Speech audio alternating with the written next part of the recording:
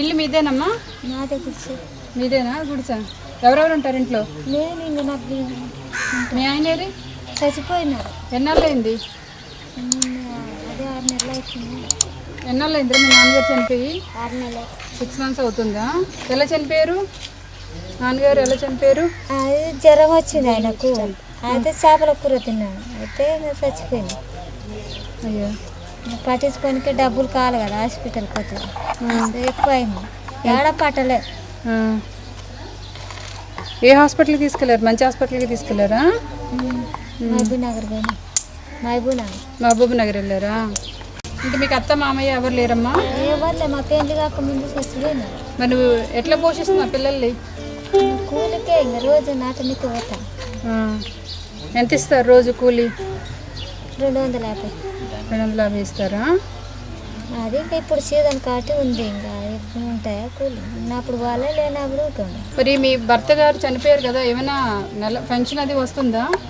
Pension ఇంకా చేయనా ఎందుకు వస్తుందా అని అన్నా. అదే 6 నెలలు అయింది కాబట్టి టైం పడుతుంది. మీ పేరు ఏమన్నారు? అది జాబ్ కారకనే మల్లమ్మని ఉంది. మల్లమ్మని అని చెప్పాలి. మల్లమ్మ అయితే మల్లమ్మని పడింది. సరే, రోజువారి కూలికి వెళ్తే వాళ్ళకి తినడానికి ఉంటుంది.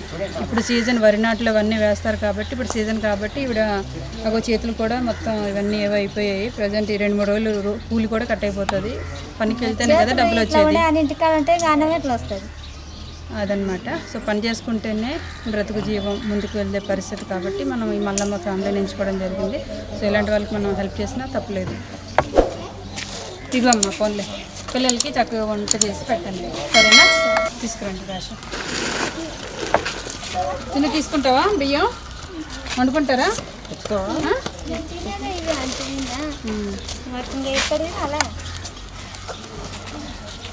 అందులో అన్నీ ఉంటాయమ్మా, మొత్తం కిరాణా సామాన్లు అన్నీ ఉంటాయి. మంచిగా ఈరోజు పిల్లలకి వంట చేసి పెట్టండి.